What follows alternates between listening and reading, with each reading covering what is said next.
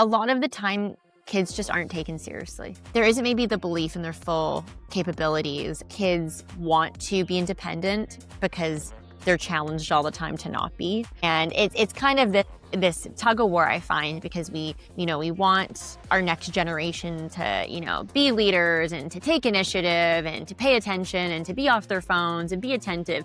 But at the same time, we also really aren't giving them the resources a lot of the time to do so. There's a lot of I don't want to use the word helicopter, but there's a lot of hovering.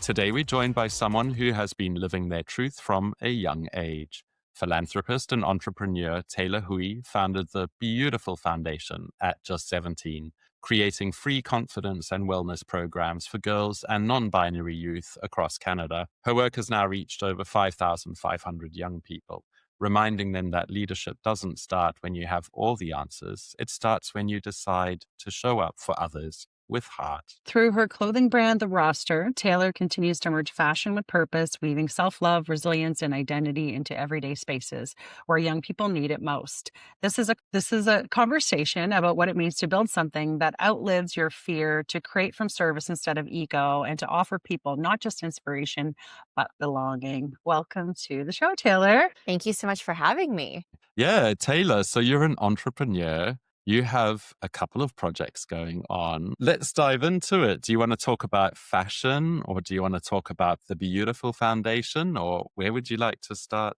exploring the goodness. conversation? I can start from any angle, but it might be easier to maybe go to the root of where it began. Yeah. Sure.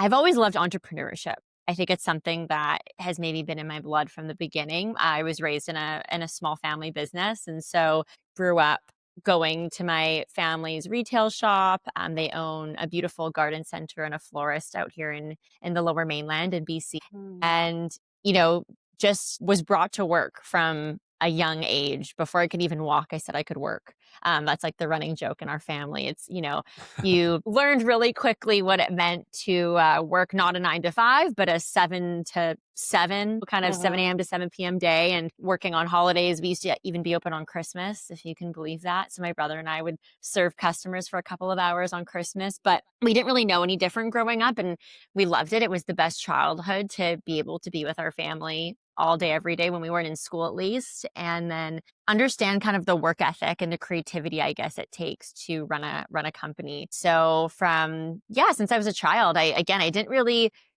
ever see myself, I guess, working in an office or kind of having that typical 9 to 5. I loved the flexibility entrepreneurship offered. I loved the leadership opportunities, and that idea, you could kind of be a reason why people feel a part of a larger community or a family. Everyone that I grew up with at the garden center is like a second family to me. And so I feel like I have that emulated now in my own company, which is really exciting. But I'll say I started BeaYOUtiful. I was 17. It was ideally just supposed to be at the beginning, a one-time project.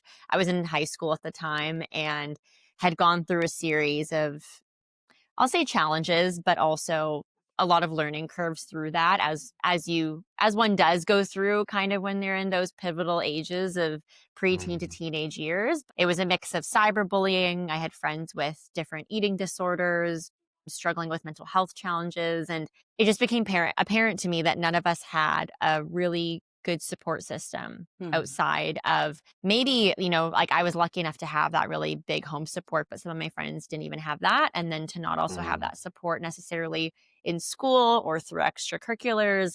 It was this common theme of where are young girls going to find community and to feel heard and seen and respected. And so BeaYOUtiful came out of that kind of storytelling that I went through, I guess. And I created this 6-week program that was supposed to just be, a one-time thing at a local elementary school that we partnered with. And I convinced a few of my friends to run it with me, and we did a small fundraiser and, raised enough funds to go and host this program for free. And I fell absolutely in love with mentorship, with female empowerment, with this idea that at 17, you could change someone's life. That was, I think, the biggest eye-opener. Was I walked away seeing those girls walk in with, just not an understanding of how beautiful they are inside and out, but just that quality that everyone has, and how special it is that when you can walk away knowing that, you hold that self-worth and you hold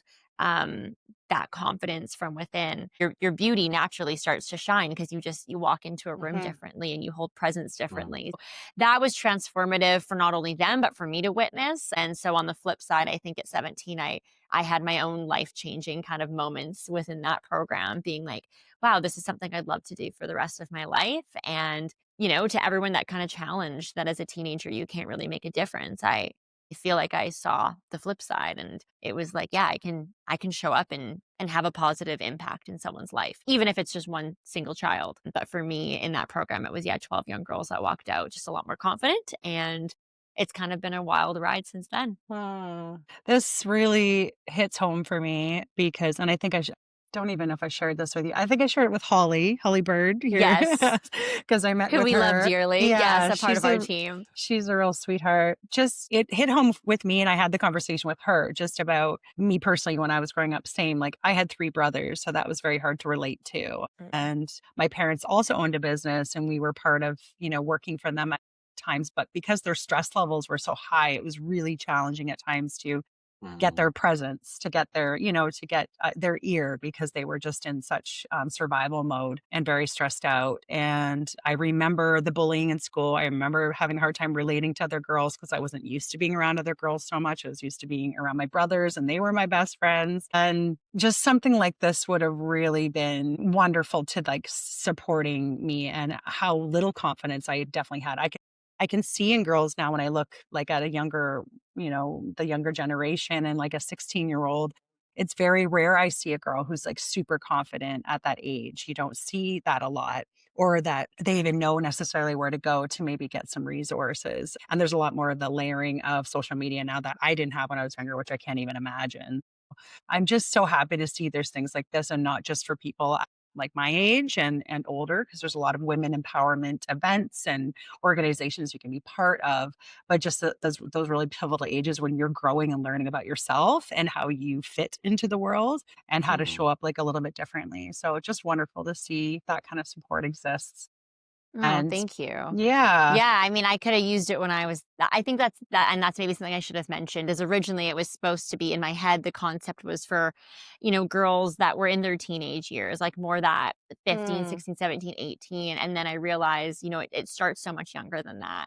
Like, I would mhm. have benefited from these tools when I was 8, not Yeah. Yeah. 18. And so our programs then shifted. Our first program was run with a grade 7 group, but we go as young as grade 5 now. But it's for that Mm, reason of just yeah. it starts earlier. And I think the more preventative resources you can give, and the more outlets to also destigmatize a lot of these topics is so important. Mhm. That way, when they are 16 and still going through it, it's not so much of a there's not shame or embarrassment held with talking about some of the things that maybe you're going through, because the realization I think in our programs is as soon as one person shares, "Oh, I've been bullied," another person shares, and then someone else shares, and there's Yes. all these connections that get formed. And it might not be about always the most positive thing. Maybe it's about a really hard time, but that also bonds these children really closely because they can then lean on each other, which is a great thing. And we do It's talk so about a true. lot of positive things as well, of course. But I think when you realize you're not alone at any age, I think that's just a human quality that we seek to find, is that community and that relationship building. Because even for us, we found on the show, the minute Quentin and I show some vulnerability, then somebody else shows a little bit of vulnerability, and Of that's, like, how course, that reciprocity works, right? It creates that safety, that safe container that people can open up and share. Mm. 100%. I used to be a teacher. I used to be a music teacher in international schools Oh, and fantastic. did a lot of training and professional development and stuff. And I was thinking when you were talking about the program coming out for 17 and you offering it to teenagers, I was like, yes, that's the perfect time. That 15 to 17 is a tough developmental time. Mm. And then I was thinking, no, but you have to catch them before that, like before they got a cell phone in their hands and before they got social media accounts and when they got their Exactly. gang of little friends and sorry, when they got their gang of friends and they can figure this out for themselves. Because Like I've got two nieces and I feel very lucky that they've actually shared their Instagram accounts with me. You know, it's like, That is Yeah. lucky. like, That's I not know, always the case. So I know, but it's so interesting that you realized, okay, this is the big shift from your own personal growth and your struggles and what you were having. And then you realize, no, actually you need to like hit them before that, because reach them before that. Let's not say hit them. connect. Okay. Connect with them. Thank you. No, but it Yeah. is true. I think, and at the time I was 17. So I think also looking back, it would have been a lot harder to lead a class and have kind of that mentor presence, even though I think mentorship Mm, exists across any age. It doesn't have to be that you need to be older. To mentor someone who's younger. I think it can be vice versa. I feel like actually a lot of young girls who are inspirations to me and mentors to me now. But at Oh. the time, I think my own confidence, I almost needed to work with that younger age group just to have that separation of mm, experience. Uh-huh. Because that was a lot of the pushback I got, when I first started this and really pitched it to the school district. It was, well, you're undereducated, you don't have any experience. Like, how do you know what you're even talking about? It was all these just really yeah, like overarching backlashes that came my way, and it was really disappointing to see, and kind of set me back, set my confidence back even in those meetings hearing that. But I think what a lot of these administrators failed to realize is that I wasn't teaching textbook material. I was teaching Mhm. lived Yeah, experiences, exactly. and not from the perspective of a counselor or a therapist, because that's also, even to this day, that's not what we're there to be. We have exactly. resources and we have a team of support like that, where if a child is needing that extra support, we funnel them through our resources from a professional lens. But on our day to day, I mean, it's 500 women across Canada volunteering, and we're not there to show up as a therapist. We're Uh-huh. we're there to show up as a big sister and as Mm, a mentor. And we have training, of course, that goes along with that to make sure we're not crossing that line. And if things are disclosed, what are the proper ways to ensuring safety for the child? That's always priority. But a lot of the time, it's talking just about our own experiences with our body image. It's talking about that, the bullying and how to handle that. It's how to speak up in a room. It's how to have a positive mindset and a growth mindset, and what are affirmations and what are goals. It's really things that I've learned throughout my years. But I think that's the wonderful concept of the foundation. You don't have to be an expert to walk into our space. You just have to Uh-huh.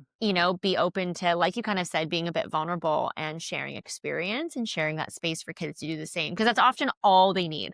They just need a space to talk. Yeah. So I think That anyone's capable of providing that. that kind of leads into my next question. Just like I love that you built a community so young, which takes a lot of bravery, especially at a pivotal stage when you were growing too, and probably felt a lot of uncertainty. And definitely takes a lot of bravery to do that. And I'm wondering from your perspective, what you've recognized or witnessed with the young people you've worked with. What are some things that they're sharing that I think like adults might make assumptions of the younger generation, that maybe there's sort of miscommunication or misunderstanding of what's really going on compared to what they're actually sharing? Great question. I feel, every child's different that we work with, but if I could find, I guess, to say a common theme that appears, quite often, it's that a lot of the time kids just aren't taken seriously, or there isn't maybe the belief in their full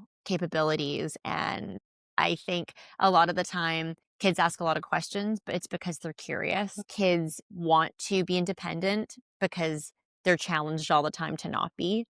And it's kind of this tug of war, I find, because we want our next generation to, be leaders and to take initiative and to pay attention and to be off their phones and be attentive. But at the same time, we also really aren't giving them the resources a lot of the time to do so. And there's a lot of like, I don't want to use the word like helicopter, but there's a lot of like hovering, and there's a lot of also like, well, what are you doing? Where are you going? Da, da, da. And I get it because it's also the safety piece now. But I Uh-huh. think kids are having a hard time figuring out, where can I be independent and where can I, really use my voice. And when they do act out, or when they are getting into conflicts even at school, a lot of the time it's because they're seeking that attention, maybe from a Uh-huh. parent at home, or Uh-huh.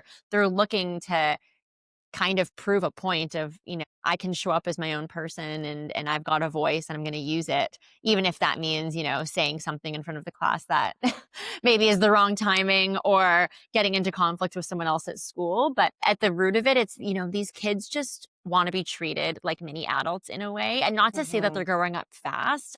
I mean, I think they are, just with the world and technology now, but they just want to know that you care about their voice and about their opinion. That's Mhm. what I've really have found with our programming. We do see, unfortunately, a lot of bullying that happens, and that's still probably the most common challenge that comes up in every class. Is we find out a girl's being bullied at school, or we find out there's conflict between like two groups of students going on, and so much of it is like when you can kind of sit down and talk to those kiddos, and they suddenly feel heard, and they feel like their voice is respected and their opinions respected, and you're responding in a way that's also treating them kind of like an adult. I always say Mhm. to our mentors, like, we need to give more just authority and being more transparent with kids. I think that's like what Mhm. they just want to know, that they're a part of the conversation. And so we really don't hide anything in our programs, in the sense of when there's conflict happening, we ask, well, how did that make you feel? Would you want to be treated that way? How can we respond differently? At the end of the day, it's their choice how they want to show up. And the Mhm. minute you like enable a child to feel like they're in the position to make a choice, like wild things and transformative things happen. And in regards to like growth, and then them making the right choice, because suddenly they feel like they can and they know they should. Like, follow, and subscribe on LinkedIn, Instagram, and YouTube. And find us at theconnectorshub.com. So this just happened earlier this year, actually, at one of our larger workshops. But, there was a bit of conflict even happening within our space, and just, a mentor kind of feeling not even like they were fully being respected by some of the girls in the room. And, there was a lot of personalities happening, and it was a big day. So I could tell that kids were maybe just feeling a bit overwhelmed. And so all we had to do was remove them, let them know how other people were feeling with their actions and their words. And then we left it up to them. So now that you get to choose the next action of how you want to respond. We can go and apologize, and we can continue on and have a great day. Or if you feel like this isn't the space that you need to be in right now, absolutely no problem.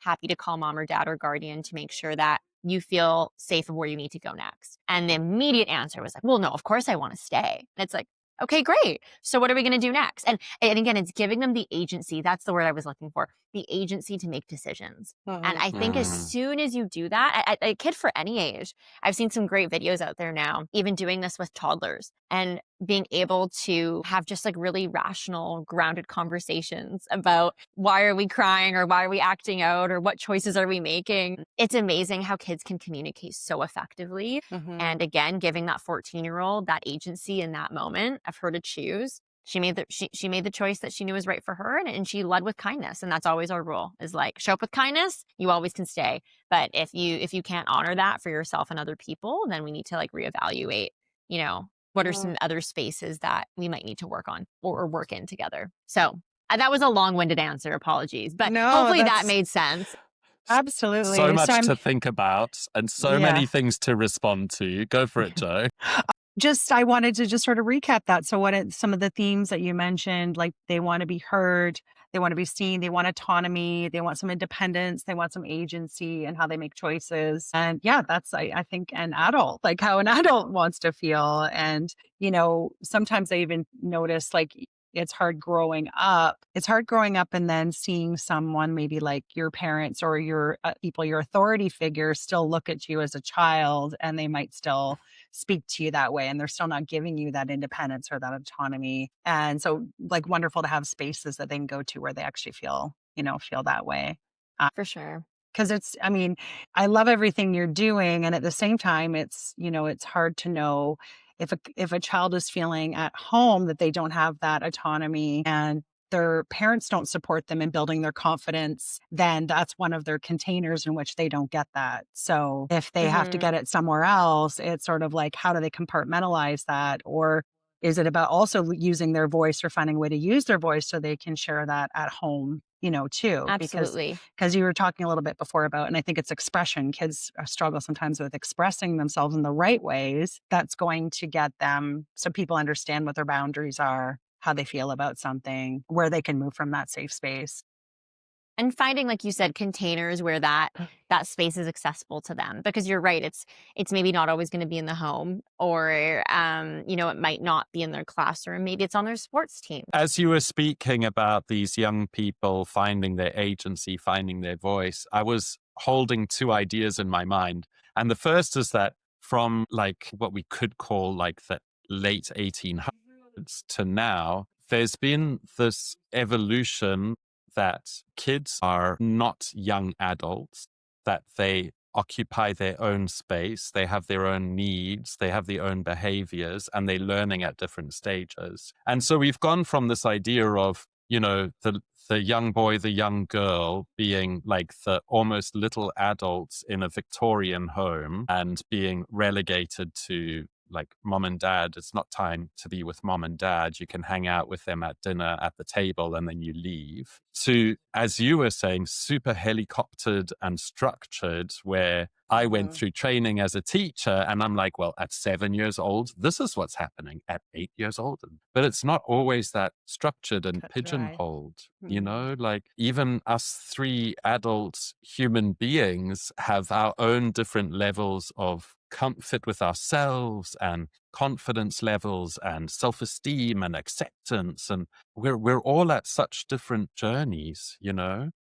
I don't know if I have a question in that, but I guess I can now launch into a question and say, you were saying about when you were taking the 6-week program into schools and there was a lot of backlash. How did you stand firm and say, hang on, this is experiential. This is just as valid as you, head teacher, telling me this. In fact, there are gaps and there are holes in what you're teaching us that I am now realizing, and I'm realizing that I can create something and do something about it. I mean, I feel like you said it probably more eloquently than I did in front of that group at that time, but it was along those lines, truthfully, of, this is not being taught in our school system. It still isn't. I argue self-esteem is not a topic that's taught in school. Confidence building is not something that I ever remember going to school for and, showing up and learning about, this is what self-worth is, and this is how you can activate your confidence through these tools, and this is what an affirmation is.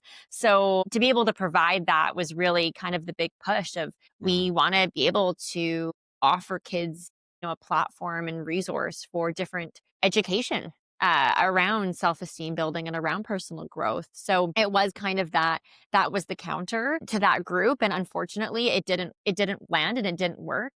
I walked away quite devastated and ready to throw my hands up in a way and say, this kind of feels like maybe the end of the chapter. But thankfully, I had built up the confidence to also not maybe be so hard and down on myself for too long. I think I gave it, a couple of months to reevaluate. Well, what does this mean? What's the trajectory now looking like if it's not at schools? How can we still continue to reach kids? And I was so grateful to have this huge community of women who were backing what I was doing. They're like, you can't. Just because these 3 people said no doesn't mean that that's a no forever. Like, what are alternatives? And you still have a community behind you that's willing to volunteer and champion this.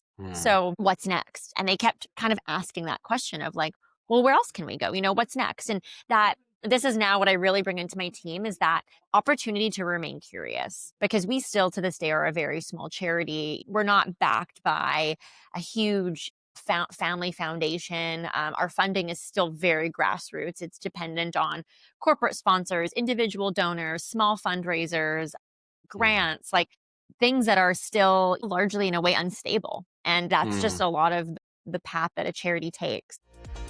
Like, follow and subscribe on LinkedIn, Instagram and YouTube, and find us at theconnectorshub.com.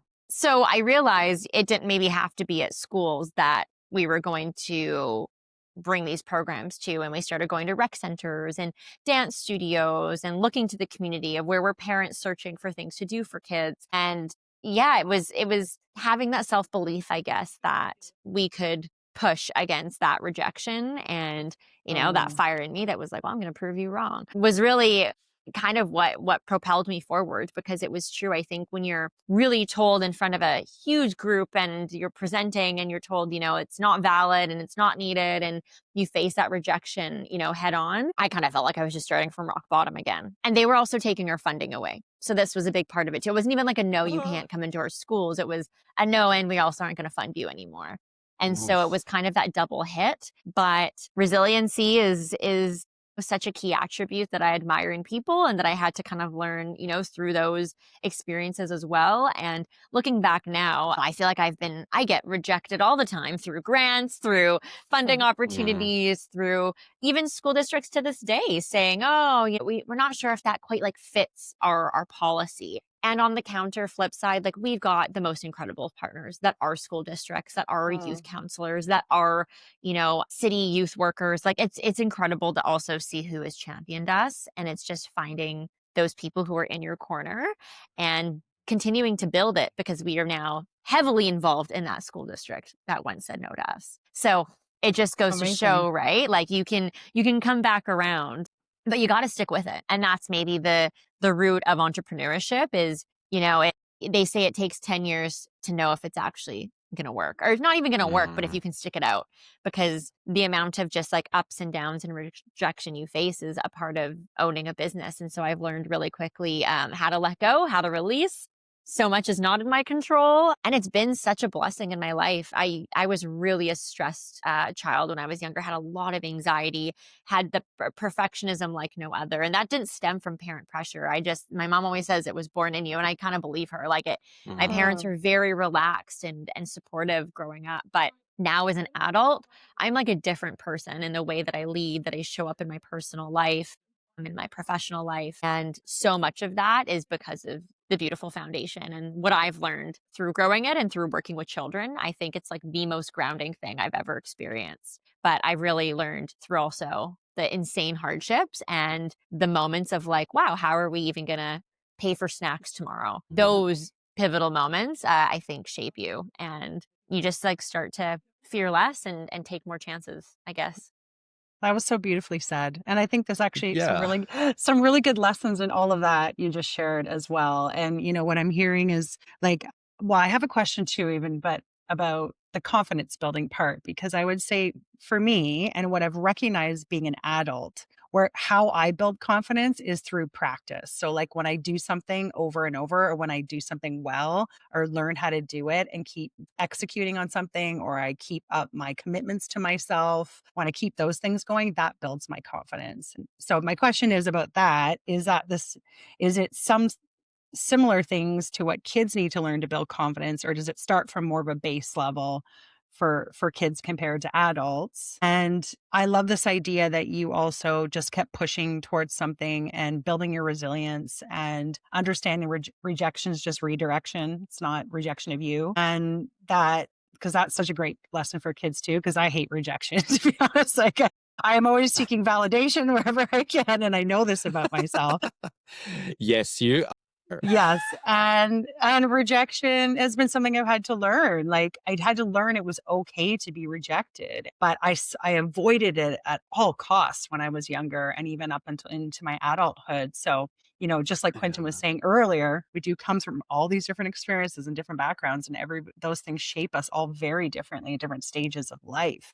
And so I'm just kind of, yeah, curious about, yeah, it's going to take something a little different to tap in to, person to person. But building that confidence layer is like curious how you start that off with the younger generation.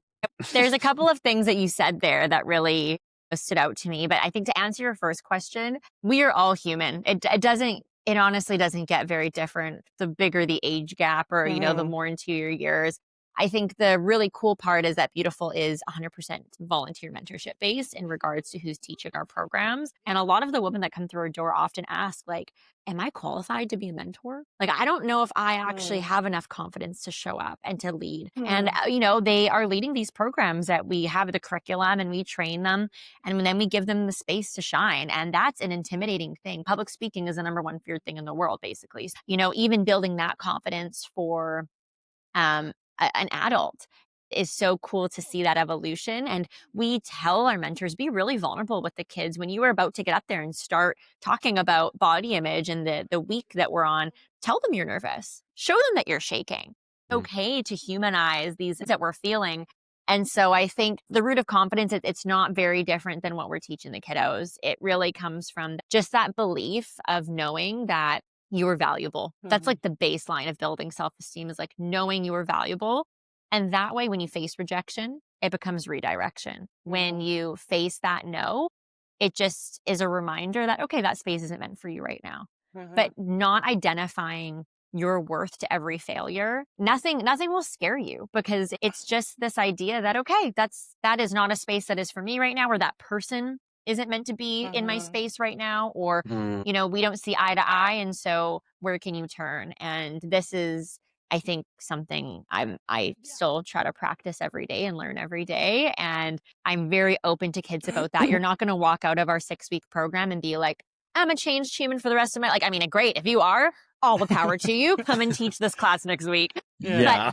But self-confidence is a life journey. It's a forever journey. And so I think no matter what gender you identify with, it's one of those things that it's just a life process. And the more you can surround yourself with people who are confident and who know their worth and believe in themselves, that's also just going to keep uplifting you. And so we've seen that a lot too, when these young kiddos are around empowered women who are able to be vulnerable and are able to hold space for themselves and others. That's just like a great example of how they want to show up. And the cool thing is now is we have young girls coming back as junior soul sisters, which also like ages me deeply with how long I've been doing this work. But, we've got now women who are like young adults coming in and teaching that started when they were like 7 or 8 with us. And that is such a Amazing. cool experience to I be love like, you were it. 8 and now you're 18. So 10 Yeah. years later, they're coming back Amazing. and they're mentoring. But what a beautiful story. And we've got kids who Yeah. are, because our programs are 8 to 14. And so we've got kids now who are 15, that are like, okay, so now what? Like Yeah. what's left on the What's table? next Because for us? yes. And that is such an exciting part. So we're kind of trying to figure out what a junior program for leadership looks like. We've now got like shadow mentor experiences where they can come and kind of learn under a mentor, not fully teaching a program, but there to like assist and support. Mm. Because again, you're giving kids this agency and this independence that they can make a change. And I know what that felt like at 17 when I walked out of that program, to be like, okay, the future looks pretty bright in regards to that impact or that legacy you can leave. And at that time, it wasn't even legacy. It was just the idea that a young girl was like listening to me and heard what I had to say and thought it was valuable. So if you could even start that at 15, like, all the power to her. I love it. I love it. And I love that you did something experiential. You're trying something, and that shows the younger generation too. Like, she tried this at 17. Like, maybe I have an idea. There's something that I can run with. Like, it Mm. really does, because I think the other thing the school system, regular system kind of leans us in towards is this sort of one path that we're supposed to take. You go to school, and then you go to your next school, and then you get a job, and then you're in that for 30 years. Like, I just like seeing that people aren't always thinking that way at this stage of life. It's like, no, there's many paths that you can take. You don't have to take that path, and you can try something that's for you and that might help other people. So, And mhm, again, recognizing failure is going to be a part of it. And maybe you're not seeing it as failure as well. Maybe it's again that redirection of even the mindset around it. mhm.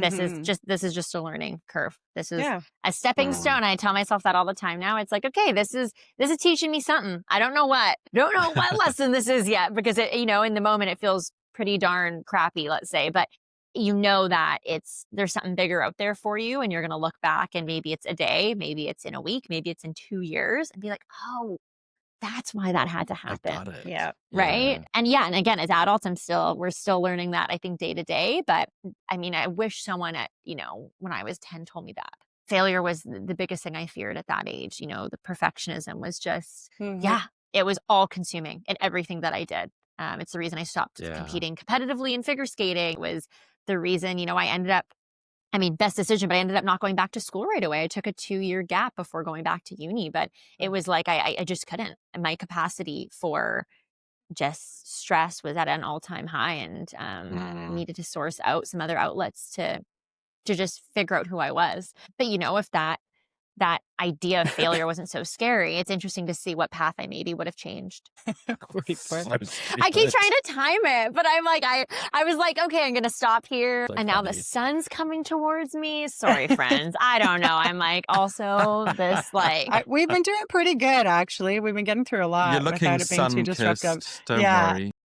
yeah, this is, I mean, yeah. I will look back and be like, what was the reason for all of these challenges in this conversation? I do Yeah, love what exactly. Yeah, Sorry, I do Joe. love what you're saying about the self-worth thing too, because you're right. I think of people, a lot of people, tie their identity to rejection, or when things don't work Mm, out, then they're like, oh my God, that means I'm a failure and that's awful. Like, instead of just saying that piece of what I tried didn't work, it was a failure. But instead of wrapping that up into a bow, like I'm just one big giant failure, which I tend to like, I did that a lot. I did that on so much. And it's like, it probably stopped me from doing certain things because the perfectionist would come up and it would be like, well, you can't mm, do that because that means you might fail again. And then you're the failure, not the thing that you tried. So I really like this idea of you sharing about showing people how, or the younger generation, how to piece that out. Like you're still valuable no matter what. for sure. And that's like the root of the definition, I guess, of how we look at self-esteem and confidence building. It's like based Mm-hmm. on what what is your own opinion on your self-worth? Because that's who controls it at the end of the day. Everyone's gonna have their own opinion. People are gonna, and people are not gonna always have the most positive opinion either. So in those moments, how are you separating, their mm, thoughts from yours and making sure it's not affecting, yeah, how you see yourself. And I feel Yeah. like Quentin, you would have maybe seen this a lot too, even working with like kids, and I figure with music. I feel like that sometimes, music is such a beautiful but very competitive and almost prestigious. I'm not even gonna say like hobby at all, like activity. I don't know if it's one of those things too that I know a lot of my friends growing up who are in piano, the idea of like recitals mm. and making it to some of these really amazing but elite schools, that just like working with kids in that kind of mindset of, yeah, being that perfectionist or always getting it right, and that performance mindset, I guess without training on the flip side, I could see it being, yeah, you probably have some interesting stories too working with students that way. Yeah, Mm. totally. I mean, just as you were talking about the perfectionism and the like frailty of our self-esteem and stuff, I was thinking exactly that. One thing that I used to tell my young people is like, if you get 80% in your physics and your maths scores, you've got an A. You're a fantastic student. But if you stand up on stage and you play 80% of the notes right, everyone's going to hear the 20% that you got wrong and you haven't done well. Like Mm. you're totally right about how music it's unforgiving in many ways, and I'm a violinist, and so violins don't have frets. They have no way for you to gauge if you're in tune or not. And so you literally have to Mm. practice hours and hours and hours every week for 5, 6, 7 years just to say, I'm in tune. Like Oh, it's, I didn't know that. Wow. yeah, Yeah. it's such a difficult thing, and even now And in learning my, to have the ear to do that, like, I can't even imagine. Mm. yeah, it's I don't have my a musical pitch. bone in my body, so I'm like hearing you even say that, I'm like, it'd take you 5 years, it'd take me 50, but so much respect, because that's also like, that's a lot of patience and a lot of Mm. forgiveness of, yeah, being able to learn through that. I think, I started as a perfectionist like you, and then I don't know what was the turning point to me just relaxing and enjoying the music. I think it probably happened when I stopped teaching music and started just loving playing music again, rather than being like the music teacher and we're going through blues and jazz or whatever. But I guess I want to throw the question back to you and say, how did you manage your perfectionism? And like, what are some things that you tell the young people going through the workshops about perfectionism and how it can actually work against us and how it's easier to be relaxed in the moment and to work with the moment? Feel like, I mean, I feel like most kids actually understand how perfectionism is a negative thing, or like you said, working against us. And a lot of the kids that we see come through our programs, it's very common that they're facing that or being Mm, challenged by that too. But again, I think it's going back to the idea of just humanizing the experience of making mistakes, and also that you don't need to have it all figured out. Social media has added like this layer of even more of this comparison and ideal lifestyle of, well, what is she doing? What is she wearing? And well, look at where she's traveling and etc. And I think just like bring it down to the basics of like what brings you joy? What are things that like we can find common ground on? And then releasing to expectations of that perfect ideal version of what we think we should be. Because that's someone else's concept. Those are all these things that we've like brought into our universe and been like in our heads, okay, this is what I need to strive for. But who's created that? And so when we teach even self-esteem, we usually do a check-in of like, how are we feeling today? And then our next step is what influences that? And it's incredible when these kids can come up with like almost 30 different ways that our self-esteem is influenced in a single day. And then for them to piece together, okay, well, I watched this morning on TikTok and that actually didn't make me feel great. And then, my mom actually said this thing about herself in the mirror that had an effect on me. And then I went to school and I saw what these girls were wearing. Like it is incredible when you see, and then, you bring in the idea of stereotypes and gender norms. And again, these kids are brilliant. We had a whole conversation last week on gender norms and just the ideas of what of a female, her role in society and how to challenge that. But where do those concepts come from? And it's a wonderful thing to see these kids think outside of the box and challenge how they have to show up in the world instead of just following their heart. So it's a long conversation. And then that's why our programs are often 6 weeks long, and then girls enroll multiple times in them, which is so great to see. And then we have these big conferences and single day workshops, but it's because it's this process of always learning. But I think again, just I would go back to be grounded in humanizing that making mistakes is actually a wonderful thing. And then sharing your own to empower them to share about their mistakes is awesome, because the more you talk about it, the least embarrassing it seems or the least fearful it It's becomes. true. Yeah. So Yeah. it's just, we actually did a cool activity, and this was the first time we've done it, and we're going to continue to champion it now.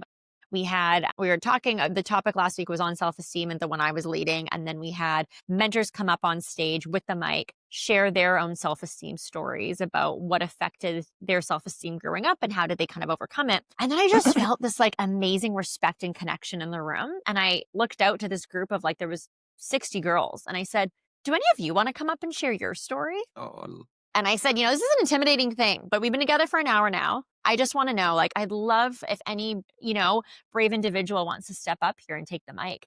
And the amount of hands that went up, oh. it was jaw dropping. Wow. And it was incredible to see these kids just, again, that confidence in that amount of time with the mentors and with the speakers, like being able to then walk into it on front of the stage and grab the mic and just share their story. And this was like open mic concept, no script, wasn't asked for them to come pre-rehearsed to have a story. It was just like what spoke to them when they were hearing other women share their narratives. And it was so cool. So now I'm like, okay, great, because this is also practicing public speaking. This is like confidence in action as well. Yeah.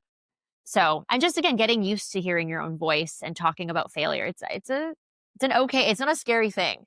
It's a healthy thing. Yeah. We know, because I used to cringe when I'd listen to the playback on the podcast. Yes, And hearing your own voice or like seeing your face on a screen. Yeah, you just kind of gotta find that grace and find that self-love. Yeah. Yeah. And then Just the way it is. Quentin and I used to probably keep our cards pretty tight. Like we didn't share probably a lot about ourselves at first. It was more like high level. And then we really started to share a little bit more deeply. So I can see it has that ripple effect. And that's amazing. You can create those like safe containers to do that in. Did you have Talking something to add? Yeah, like talking about that safe container, like it takes. So I'm in a queer artist collective, and like half are trans, and there's two lesbians, and then there's a non-binary person, and then there's me, the gay guy. And it is tough to create a space. I want to ask you, and it's not like a male versus female question, but like, why was it important for you to create the space for young females and non-binary people? And have you ever done stuff for the other side? And seen differences? Such a good question. And it's funny because I feel like on a weekly basis, we get asked to have programs now for male identifying or non-binary individuals as well. So like Mm, you said, kind of offering, just like how there's like the Boys and Girls Club that has existed, for 70 plus years, I believe now, but having, the beautiful program, but for young boys. So this is something that I'd love to work towards because self-confidence is, I think, something that is just needed across the board at any age, no matter, again, who you identify as. But at the time, it was for me as a young woman starting this, it was seeing the need for a safe space where these other young girls felt comfortable to talk about mm, puberty, to talk about their bodies changing, to ask like really sticky questions that maybe they couldn't even go to their mom about or it wasn't discussed in the house. And, I think sometimes those safe spaces, and this is different for everyone, but when you have that relatability in the room of, well, my body is also just going through that exact same change, or I had this super embarrassing moment of, even getting my first period, like Mhm. that connection for a girl to share that maybe with like an older sister mm, versus a group of 60 kids of anyone and everyone in the room, it lands a bit differently. And the willingness to be open. Now, I challenge that with time.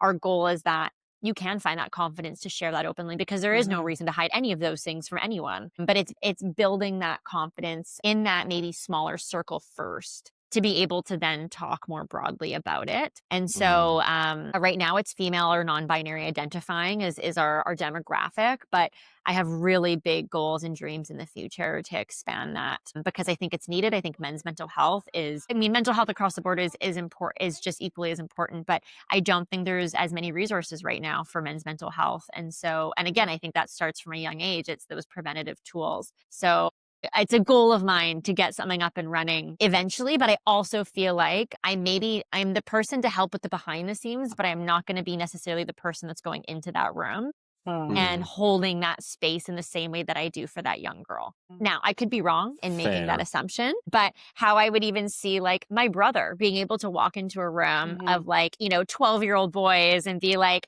okay, let's talk about some stuff. Like that will land so differently, I feel, than maybe how I would show up in that space and their openness to even talking about it with me. And I think even our approach to how we would introduce those topics would be a bit different. I even see a lot more Mhm, like activity happening. We already have a lot of kind of movement involved in our programs naturally because it allows kids to just feel a lot more centered. But I think looking at even self-esteem as sport, self-esteem and activity is so big. Having this merging concept of bringing self-esteem into music classes, into a Mhm. soccer field, onto a hockey team. Like these mm, are, again, I think it's instrumental and they go hand in hand together to Mhm. learn about those things while you are building another skill set or while you are on a team and like mm. surrounded by these people. So Taylor, you're so Yeah, you beautifully aware. I just want to say you can tell through the experiences you've had and through all the discussions you've had and all the things you've created and shared. Like that is very apparent that you're always considering that next phase, that next stage, the people that need to be involved. And I would love to see that you expand at some point too, just because I have three brothers. I have a son. I can see where they struggle. mm, It's very apparent where they've struggled. And I think one of the biggest ones would be that boys weren't as allowed to show emotion growing up. mm, And that for me is like, that created a whole container for them that was very different in terms of having relationships with women that are much more emotional. And, it's hard to understand those differences if they were never spoken about or they were never talked about. So, absolutely. And the concept yeah. of, being able to cry. Like, Hmm. that's such a crying can be associated with weakness or with, like your pride. And it's so ridiculous when you think about it because it's an emotion that is also like crying is a reaction to It's a joy, to release. fear, yes, You're actually it's a getting your body release. back to a regulated Yes. state when you cry. Exactly. So, It's and like, it's so yeah. healthy. I mean, there's nothing better than sometimes having a good cry. Mhm. I did a like literally like the Santa Claus movie yesterday. I was a complete wreck on my couch watching this movie. But it was like the I nostalgic did that too. happy tears. And it's like all that wow. feeling of just sobbing is so wonderful. And Yeah. I'm really lucky. My husband, he's a big emotions guy in a great way though. And I love that, he grew up in a household that embraced and accepted that. And I think just being able to I think it makes our conversations a whole lot easier, let me tell you that much. And Oh my when God, we yeah. ever hit any challenges or disagreements, it's come at with such kindness and openness because we both can lay our feelings on the table without judgment or fear. And that would be, yeah, my goal for anyone at any age to be able to have just that community that allows that and embraces that. Yeah, for sure. So yeah, with time. So I'll keep you in the loop as I don't know how old your son is, but I'll He's see how quick. 19. 19. He's Okay, so now he might big, be teaching our and I've done my programs, but best, but, my he's gosh, knowing you, you've done the most incredible job. you're very So, sweet. He's a but great kid. it's He's a really great yeah. kid, but he does hold his Yeah. cards pretty tight, like, he does, at times, so, And um again, that's different personalities too, which is also okay. I think it's just still knowing you have that space and that capacity to release when you want or to talk when you Mhm. need to. I think that's the key thing. Confidence isn't loud. It's Yeah. just, again, knowing that worth within and also knowing that you can share what needs to be said when the time feels right to you. But I think there's this misconception too that, yeah, confidence needs to be the loudest person in the room and the Mm. most, That's out true. there and Yep. the one at the front leading the pack. I think my brother was always called a silent leader, which I thought was really cool. He was ended up being captain of his hockey team growing up, and he didn't have to say a lot, but he held the room. And I always Mm. like admired that so much about him. And that's And an so energy, I think, certain people just have this completely. this energy, and you feel the presence when they walk into the room, they don't have to say anything. Yeah. Yeah. Mm. I just want to quickly touch on the roster and Yes. how that started for you, if you could share that. Yeah. So, I mean, an easy story in the sense of this was early on, and I probably was. The roster's a funny one because I feel like I haven't been doing that long, and then when I look at the trajectory and do the math, I'm like, oh wow, it's been a bit of a haul since it's been in my life. But we ran out of funding, a couple years into starting the program when we officially became like a nonprofit society. I'm going to say so. This was, we weren't even a charity yet, but the organization had grown. We were doing way more programmings. The demand was going up. And we were doing bake sales. We were doing car washes. We were going door to door, like asking for donations at local businesses. And I was hitting my head against the wall, being like, this is ridiculous. There has to be an easier way to raise funds. I just don't have, and honestly, it was a time thing. I was in university full time, had two part-time jobs. No one Mm. was, it was fully volunteer based with Beautiful. And then you also were trying to fund it. And so, I was trying to pay for textbooks, but also pay for this organization. And so I was like, okay, there Mm. has to be other ways. And so, at the time had started really diving into the fashion world and had always loved it and came up with this concept of having like a simple quote on a t-shirt that we could sell to raise money, and we actually came out with a men's and a women's version. Mhm. And, but the quote on the girls was something like a young girl had always, or sorry, the quote on the women's shirt was something a young girl, had kind of said, or I had heard through another mentor, and it was "Smile, darling, you are beautiful." And it was Oh. just in like cursive writing, Mhm. kind of over the shoulder where a tattoo would be. Nothing was flashy. There wasn't anything like super in your face with like big branding. And it was just this soft, effortless fabric. And I used my mom as my sample size because she, I wanted her to feel comfortable in it. As a Mhm. 50-year-old woman, I wanted her to feel body positive and that she could wear this shirt, and it was white, so it couldn't be transparent. It had to be Mm. soft. It had to be, feel good. And Mhm. it ended up just landing really well. And we sold out of the shirts in about a week. And we had this like mini influencer campaign. Like this is like pre-influencer days, but like mini Yeah. social campaign that came out. And we ended up raising all this money for Beautiful. And I was like, okay, great. And then people like who didn't get a shirt were like, well, when's the next one? Like, when's your next launch so I can get on your wait list? And I was like, oh yeah, it'll be, maybe a couple months from now. And I totally had zero plans for that. But yeah, exactly. Instantly start Googling more Work. things. And this is the beauty of the entrepreneurship mindset, maybe, but Uh, I saw opportunity and I was like, okay, great. If I can raise money like this and I had fun doing it and had fun designing it and had fun with the creative yeah. vision, Mm. awesome. And so one shirt became three shirts became three shirts and a jumpsuit and a pair of pants. And then we expanded into sweaters, and then I got into accessories yeah, I've had the brand now for quite some time, but 10% of sales still go back to the foundation. So it's a completely separate business, but I still, every year it raises funds for Beautiful. And then the storytelling behind each piece is great. Every tag that, is on the clothing explains about the foundation and our why. And a lot of our pieces still have little quotes kind of hidden. So it might be like kind of on the sleeve where a tattoo would be, on the back of the Mm, neck, in the cool. pocket, like really subtle Cute. I so love that, that. Yeah. yeah, women of all ages can wear Clever. it. And it's not something that like is, yeah, branded across the chest necessarily. So it's like, you couldn't wear it to an office. They're very minimalistic pieces. And we've expanded, into knitwear and stuff now too. But who knows where it will go? It never was supposed to be a side business. So now that Beautiful has become all consuming and in growth in a great way, I will be honest that, yeah, it's more of a company that I'm kind of actually trying to figure out what the legacy or the trajectory of it looks like. But it for sure has done its amazing purpose, which was to fuel us from the beginning to kind Mm, of get us off the ground. So no regrets for sure. that's Just two capacity's a amazing little bit projects. capacity's a Yeah. bit slim these days, but that's okay. You can't be So everywhere at once, hey? yeah, exactly. And I also really know where my heart lies. And it's in the charity.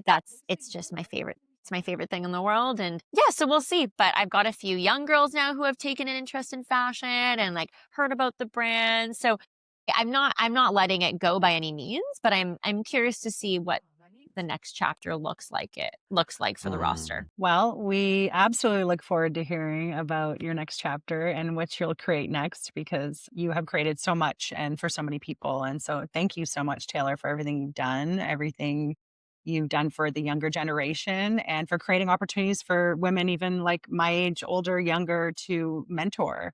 Because mentorship, I think, is extremely important. And mhm, that's something I always nudge my son into. I'm like, get mentors. Make sure you have people that aren't me or your dad and other, people older than you mm. that you can look up to and learn from. And it's super important. So I thank you so much for the work that you're doing. And yeah, Thank you for having me and for giving me a space to share about it. And I will make one last note in saying that everything we do, I don't think I mentioned this, but I should have from the beginning, is free at Beautiful. There is no cost for any young child to participate in our Wow. program. So I always like to lead with that, and now I'm ending with it. But just a reminder that, often a young girl, you have a niece, a granddaughter, a child in your life, even if it's a friend's, child that would maybe benefit from what we do.